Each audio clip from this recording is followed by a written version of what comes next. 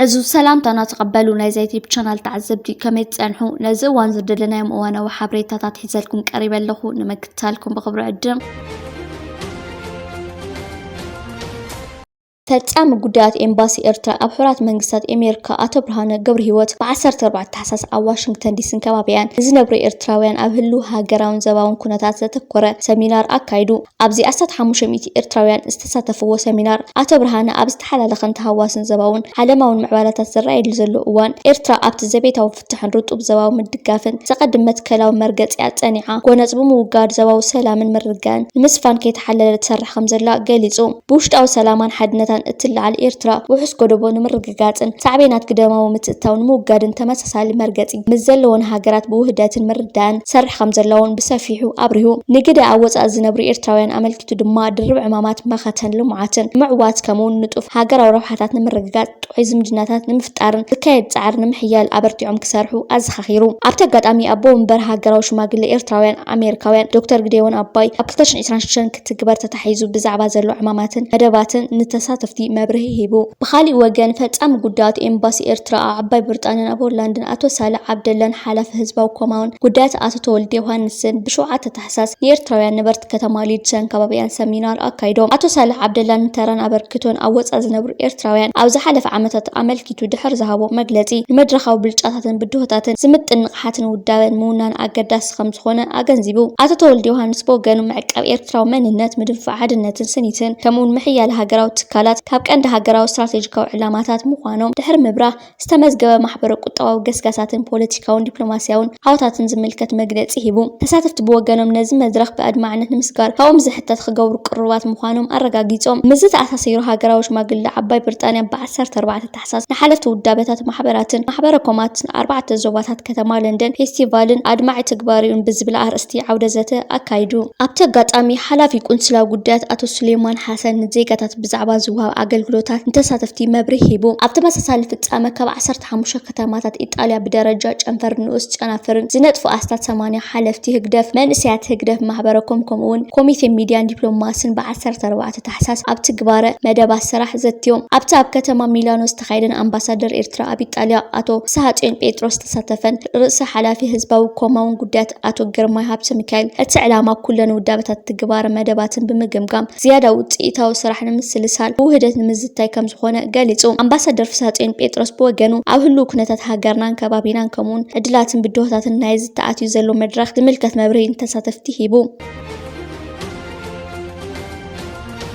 اتياب إرترا زنبرة شفنا بعزف وسيخو صحاو تعت بمتكالك أنا 24 ساعة أقل قلوت كهب كيلو مس فحن موسخن أقل قلوت مرخاويتات قرب ساعتون مسؤي زعبي قبل التياب قوام تليفون موبايل تليفون انترنت نايسيري امتنك أساسي قوامن بزو حقل قلوت سهب تليفون أو زواتات مأخل دوبن سمينا وكحبارن بمتتاو تقلب ساعات كوسخنا يقدن كوينو ساعات حدا كابا قدست روحيتت أمع بالها قريو قطاوات إلاتات فابريكاتات اندسترتات حرشا محبرا وأقل قلوتات وزتا بزي ساعات قبو سرحهم كفتسمو أي كلون يوم نزو كلو أبق مساته وكتسأل نزلو قرب ساعات نخهلو ساعتات مقبار يدلي كندزو خوانا هاقرات طلبات ساعات نمملا استفال لي ساعر خكايدا يرايا حدا كابو تحدث ساعات كوينو أبز عودي قزيف باجت سليعن وفرخ قبرا يرايا منقستي إرتراون كابز بزي فل أب عودي تحدث ساعات وفرخ كايد تسأنيحون اللون ساعات استفال لي أقبابات تتقيم كازفري أبل تقنا هاقارن حبرات سابن مستر هزفتر درخي معباليو خامين تكملو أبز بلت أمورن زي أمورن بحال دخلت أجابب كجلت يخل دحرت مليسيلنا قرب ساعات قدمنا تسنت أبها قرنا مسن نفتش نيرو كبهال أي كالن منجستينا تتأجم المفتاح كبتصبحنا تسنت بعتو بحيزو كسر حلو تبجيسو أمور سرعتك قرب ساعات كبهال نكلو هم أخلا ما دبر ما منجو ساعات زفري ساعات نبستفل لي كورنعات هاجر كزرقح يوم أمور قرب ساعات أبها قرنا أبستفل لي وانات كبل لتغن رايو يوم زي أمور قرب ساعات كابت أمور سرعتك قرب ساعات تنتيلو عقل جلوس هبيو كتسألنا تقرب ساعات مفراي بدوهتات هاللو أبها قرنا زقات بدو نمفتاح انت كملو من شاقل لوت ساعات راسناو خوينو نداد بمقصال زفريو از دما نافتان فورنسن بمقصال جنريتر زفري ساعاتيو اتخالاي تتكا قرب ساعات خوينو كاب صحاي نفاس متقام زفريو تتكا ساعات كبيلو كم استغلص كاب صحاي نفاس ماين تحت بايتاوي وعم ብምጥቃም ክፈሪ ይኽእል ኣብ ሃገርና ዛጊድ ኣብ ደረጃ ምምዝማዙ ዘይበፅሐና ካብ ፀሓይ ንፋስን ትሕተ ባይታዊ ዋዕን ፀዓት ክነፍረሉ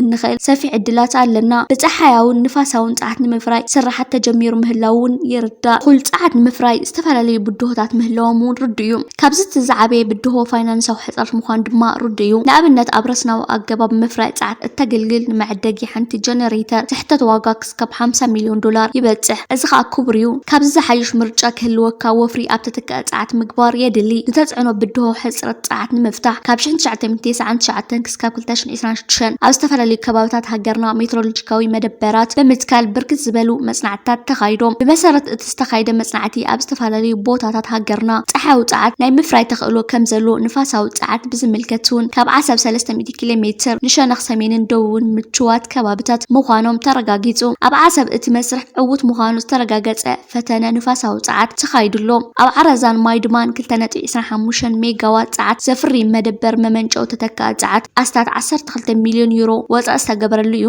እዚ ነቲ ኣብ ዝተፈላለዩ ናይ ልምዓት ቦታታት ዝተተኸለ መመንጨዊ ፀሓያዊ ፀዓት ከይኣተኻ እዩ ምትካል መደበራት መመንጨዊ ፀዓት ዓረዛን ማይድማን ኣብ ፈለማን 28 ዓድታት ኣገልግሎት ፀዓት ክምግቡ ተባሂሎም እዮም ተደኪኖም ድሓር ግን ቁፅሪ ተገልገልቲ ዓድታት ናብ 41 ስለ ዝበረኸ ኣብ ነበርቲ እቲ ከባቢ ዓብይ መስተርሆ ፈጢሩ ምህላው ይንፀር ኣብ ስራሓ ዘይጥሙር ስርዓተ ቀረብ ፀዓት ኣብ ሃገርና ክስካብ ሕጂ ፀሓያዊ ፀዓት ዘተኮረ ዕማሚኡ ክካየድ ፀኒሑ ቀፂሉ ክስራሓሉ ተበጋጊስ ዘሎ ንፋሳዊ ፀዓት እዩ እቲ ይኹን እቲ ግን ዝረካቡ ዝፈሪ ዘሎ ፀዓት ብኸመይ ኣብ ህዝባ ኣገልግሎት ይቐርበሉ ዝብል እዩ ዘይጥሙር ቀረብ ፀዓት ዝተዋሰበ ዝድግፎ ዋሕዚ ፀዓት ስለዘይብሉ እኹል ባትሪ ዝጠልብ ስርዓት እዩ ኣብዚ ከም ፀገም ዝረአ ዋጋ ባትሪ ኮይኑ ዝዓበየ ክፋል ናይቲ ፕሮጀክት ዝስላዕ ባጀት ይሓትት ካብዚ ብድሆ ንምንጋፍ እንጥቀመሉ ስርዓተ ቀረብ ፀዓት ሕውስዋስ እንተኾነ ይምረፅ ኣብ ዘይጥሙር ስርዓተ ቀረብ ፀዓት ጀነሬተራት እውን ስለዘለዋ ባትሪ ሙሉእ ኣብ ዝኾነሉ ዝኽሰት ሕፅረት ኣይህሉን ደበና ዝዓብለሎ ኩነታት ኣየር ክኸውን ከሎ ከዓ እተን ጀነሬተራት ተስኤን ኣገልግሎት ሂባ ስለዚ ዘይጥሙር ስርዓተ ቀረብ ፀዓት ምስ ቀንዲ መስመር ኤሌክትሪክ እንተዳ ተዋሲቡ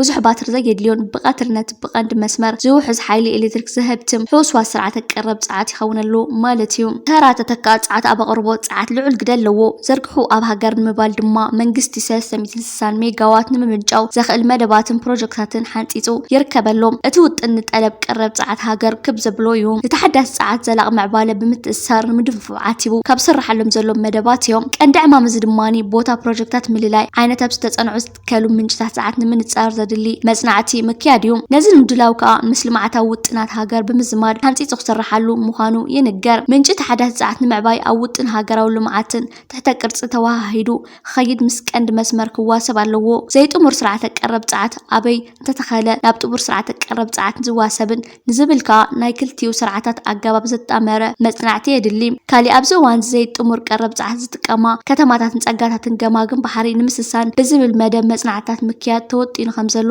ይፍለጥ ሃገራዊ ታሪክ መግለፂ ሚዛንን ክብረትን ናይ ሓደ ህዝቢ እዩ ብመንፅር ታሪክ ኣብ ኩለን ሃገራት ሓደ ዓይነት ሚዛን ኣለወን ክበሃል ኣይካልን ሃገራት ብመጠን ዝገጥመን ብድሆታት ንዕኡ ንምስዓር ዘጥርዮ ክብርታት ዝሓለፎ ተመክሮን ምስ ዝፍፅሞ ቅያታትን ርዝነት ታሪክን ይፈላለዩ ህዝቢ ኤርትራ ተፀባ ባህር ዘይብሉ ዜናቱ ዘይደሊ ጭዋ ህዝቢ እኳ እንተኾነ ብሰንኪ ዓይኒ ዝስሕብ ስትራቴጂካዊ ቀማምጣ ቦትኡ ፀጋታት መሬቱን ባሕሩን ህላው ንምርግጋፅ ኢዱ ከሃበ ንዘመናት ኣብ ቀፃል መኸተ ክፅመል ዝተገደደ ህዝቢ እዩ ኣብ ታሪክ ማእኸላይ ዘመን ናይ ዞባ ሃገራት ኣፍሪቃ ከምዚ ሎሚ እንፈልጠን ከይቆማ እንከለዋ ህዝቢ ኤርትራ ብኩሉ ኩርናዓት እንተላ ካብ ሰጋር ባሕር ብምምፃእ ዝፈታተንዎ ዝነበሩ ወረርትና መከተ ንስለ ሰብኣዊ መሰሉን ክብረቱን ዘካይዶ ናይ ግዛን ኣይርገፅን ሓርበኝነት ስኑድን ዘሕብን ታሪክ እዩ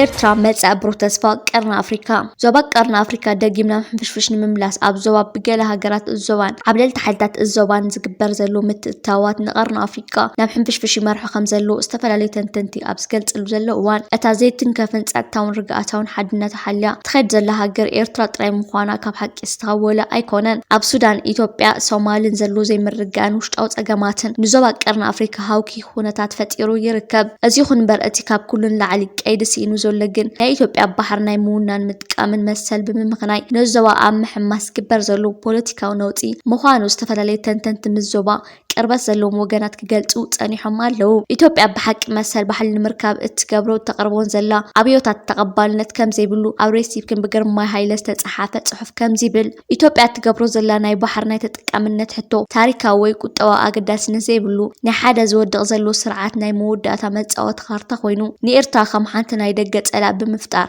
ነቲ ኣብ ሃገር ኣጋጢምዎ ዘሎ ውግእ ሕድሕድ መሸፈኒ ዝጥቀመሉ ዘሎ ኣገባብ እምበር ሕጋዊ መሰል ተጠቃምነት ባህር ስለ ዘለዎ ኣይኮነን ክብል ይገልጽ እቲ ምንጪ ወሲኹ ኢትዮጵያ እተቕርቦ ዘላ ኣክሱም ንቀይሕ ባሕሪ ውንኖ መንባሩ ዝጠቅስ መርትዖ እውን ዝኾነ ግብራዊ ምስክርነት ዘይብሉ ጽንጽዋይ ምዃኑ ብምግላጽ ኣክሱም ኣብ መንጎ ኤርትራ ሱዳን የመንን ኢትዮጵያን ተፈጢሩ ዝነበረ ናይ ሓባር ስልጣነ መንባሩ ብምጥቃስ ኣዶሊስ ኣብ ናይ ሎሚ ኤርትራ ትርከብ ጥንታዊት ወደብ ምዃና ወሲኹ ኣረዲኡ እቲ ኻሊእ ኢትዮጵያ ከም መርትዖ ክትቕርቦ ትፍትን ድማ እቲ ኤርትራ ኣብ ትሕቲ ዘውዲ ኢትዮጵያ ብፌደሬሽን ቆይማትሉ ዝነበረትን ናህግራዊ ሕጊ ብምጥሓስ ንኤርትራ ኣብ ትሕቲ ግዛእታ ንምጥርናፍን ዘካየደቶ ዘይሕጋዊ መልሕቕን ኣብ ኤርትራ ናጽነታ ንምርካብ ዘካየደቶ ፍትሓውን ቃልስን ዝጥቀስ እዋን እዩ ኢትዮጵያ እተቕርቦ ዘላ ዘይምኽኒ ናይ ባህር ሕቶ ዝኾነ ሕጋዊ ተቐባልነት ከም ዘይብሉ ትጽሑፍ ይገልጽ በዚ መሰረት ናይ ውድብ ሓድነት ኣፍሪቃ ናይ ዶብ ክብርን ሕግታት ሕቡራት ሃገራትን ዝጥሕስ ኮይኑ ነጸብራቕ ውሽጣዊ ቅልውላው ምዃኑ እቲ ጽሑፍ ወሲኹ የርድእ እዚ ከም ዝኣመሰለ ብኢትዮጵያ ዝቕለስ ዘሎ ኣብ ዞባ ቀርኒ ኣፍሪካ ዝካየድ ዘሎ ፖለቲካዊ ምንቅስቓስ ብሰለስተ ነገራት ዝተቃልዕ እዩ ይብል እቲ ብግርማ ሃይለ ዝተጻሓፈ ጽሑፍ ኢትዮጵያ ንክትፈርስን ብሚልዮናት ዝኣኽሉ ዜጋታት ክስደዱን ኢትዮጵያ ግዳይ ምስፍሕፋሕ አልሸባብ ክትከውን ሓድሽ ብሄር ዝዓብለሎ ፖለቲካዊ ቀውስ ክፍጠር ዘየዓርፍ ኩናት ሕድሕድ ክባርዕን ዝተፈላለዩ ሓይልታት ክፍጠሩን ኣብ አዲስ አበባ ሓድሽ ለውጢ ክፍጠር ሓቀኛ ሰላም ናይ ሓባር ኮሪደር ክምስረትን ናይ ቁጠባ ሕውየት ክፍጠርን ኣብ መወዳእታ ይብል ትጽሑፍ ሕቶ ቀይሕ ባሕሪ ከም ተባረቐ አዲስ አበባ ትቃጸል ኣስመራ ድማ ማእኸል ስሕበት ቀርኒ ኣፍሪካ ካብ አዲስ አበባ ናብ ኤርትራ ይምለስ ከም ዘሎም ብምግላጽ ትንታኖን መረዳቱን ዘይተርፍ ዘበሎ መደምደምቱን ይህብ እዚ ከምዚ ኢሉ ከሎ ድማ ኣሜሪካ ግብጺ ሳዑዲ ዓረብ ኣብ ዓሰብ ማዓስከር ካህንጻ መደብ ከም ዘለወን ይግለጸሉ ቤት ጽሕፈት ህግደፍ ኣብ ዞባ ደቡባዊ ቀይሕ ባሕሪ ኣብ 2025 ዘካየዶም ንጥፈታት ዝግምግም ርክብ ብ14 ታሕሳስ ኣብ ከተማ ዓሰብ ኣቃኒዑ ኣብቲ ሓለፍቲ ንኡስ ጨናፍር ዝተሳተፍዎ ገምጋም ሓላፊ ፖለቲካዊ ጉዳያት ኣቶ ገብረህይወት ተስፋይን ሓላፊ ውደባዊ ጉዳያት ኣቶ ሓሰን ኣሕመድ ኣብ ህዝብን ሲቪል ሰራሕተኛታት ናይ ዝተኻየደ ስራሓት ጸብጻብ ኣቕሪቦም እቲ ኣፍልጦን ንቕሓትን ኣባላት ክብ ንምባል ዝዓለመ መደባት ሰሚናራትን ምዝርጋሕ ጽሑፋትን ከምኡውን ስልጠና ማሕበራዊ ስነ ፍልጠት ከም ዘጠቓልል ብምግላጽ ህዝቢ ኣብ ምጽጋን ኣብያተ ትምህርቲ ምስራሕ ዛላታትን ከረታትን ከምኡውን ምጽጋን መገብቲ ጽርግያታትን ከባቢ ጽሬትን ልዑል ኣበርክቱ ከም ዝገበረ ገሊጾም ካብ ህዝብን ሰራሕተኛታትን ዝዋጻእ ክፍሊት ኣባላት ኣብ ግዜ ይእከብ ከም ዘየለ ብምሕባር ድማ ዝምልከቶም ኣካላት ብዕቱብ ክሰርሕሉ ኣዘኻኺሮም ጸሓፊ ህግደፍ ዞባ ደቡባዊ ቀይሕ ባሕሪ ኣቶ ረዘነ ሚካኤል ብግዲኡ ምሕያል ውዳበን ምስራጥ ንቕሓትን ብቐጻሊ ክስራሓሉ ስለ ዝግባእ ኣብ ህዝብን ሲቪል ሰራሕተኛታትን ተዘርጊሑ ዘሎ ውዳበታት ብትግሃት ክዓያ ተላብዩ ኣብ መወዳእታ ኣመሓዳሪ ዞባ ደቡባዊ ቀይሕ ባሕሪ ኣምባሳደር መሐመድ ስዒድ ማንታይ ኣብ ዝሃቦ ቃል መንእሰያት ታሪክ ባህልን ክብርታት ህዝባዊ ግንባር ንኽወርሱ ብዕቱብ ክስራሓሉ ከም ዝግባእ ኣተሓሳሲቡ ኢትዮጵያ ናብ ባሕሪ ንምእታው ዘኽእልዋ ወደባት ንምርካብ ወሳኒ ዝተባሃለ ስትራቴጂካዊ ስጉምቲ ትወስድ ምህላዋ ዝገልጽ ሓበሬታ ኣፍሪካን ኢንተለጀንስ ሒዙ ወፂሎም ኣፍሪካን ኢንተለጀንስ ዝተባሃለ ማዕከን ሒዝዎ ከም ዝወጽእ ሓበሬታ እንተዳ ኮይኑ ቀዳማይ ሚኒስትር ኢትዮጵያ አብይ አሕመድ ምስ ፕሬዝዳንት ኬንያ ዊልያም ሩቶን ከምኡውን ምስ ናይ ደቡብ ሱዳን ፕሬዝዳንት ብሓባር ብምዃን ኢትዮጵያ ናብ ውቅያኖስ ህንዲ እተኣትወሎም ናይ ወደብ መማረፅታት ኣብ ኢዳ ንምእታው ኣብ ጫፍ ከም ዝበጽሐት ዝሕብሩ ሓበሬታታት ዘርጊሑ ይርከበሎ መንግስቲ ኢትዮጵያ ናብ ባሕሪ ንምእታው ዘካየዶም ምንቅስቓሳት ብምቕጻል ናብ ውቅያኖስ ህንዲ ንምእታው ዘኽእልዎም ምንቅስቓሳት ኣሐይሉ ቀጺሉሎ ዝበለ ኣፍሪካን ኢንተለጀንስ እዞም ምንቅስቓሳት እናሓየሉ ዝመጹ ብህፁፅ ምስ ዝዓቢ ዘሎ ብዝሕ ህዝቢ ዝተኣሳሰረ ከም ዝኾነ እዩ ገሊጹ ዘሎ መንግስቲ ኢትዮጵያ ኣብዚ ሕጂ ሰዓት ምስ ኬንያን ደቡብ ሱዳን ብምትሕብባር ናብ ውቅያኖስ ህንዲ ንምእታው ካብ ዘካየዶም ጻዕርታት ብተወሳኺ ምስ ፕሬዝዳንት ሶማል ቅድመ ዋርሕ ምስ ኣላበርያን ኣብ ዘካየድ ወዘተ ኢትዮጵያ ናብ ውቅያኖስ ህንዲ ክትኣቱ ዘኽእሉ ወደባት ንብሃብ ኣብ ስምምዕ ንምብጻሕ ዝተፈላለዩ ዘተታት የካይዱ ምህላዎም እቲ ማዕከን ከም ዝገለጸ ኮይኑ እዞም ጉዳያት ከም ዘመላኽቱ ኢትዮጵያ ኣብ ውቅያኖስ ህንዲ ወደባት ተጠቒማ ምንቅስቓሳ ክትካይድ ከም ትኽእል ዘመላኽት ሓበሬታ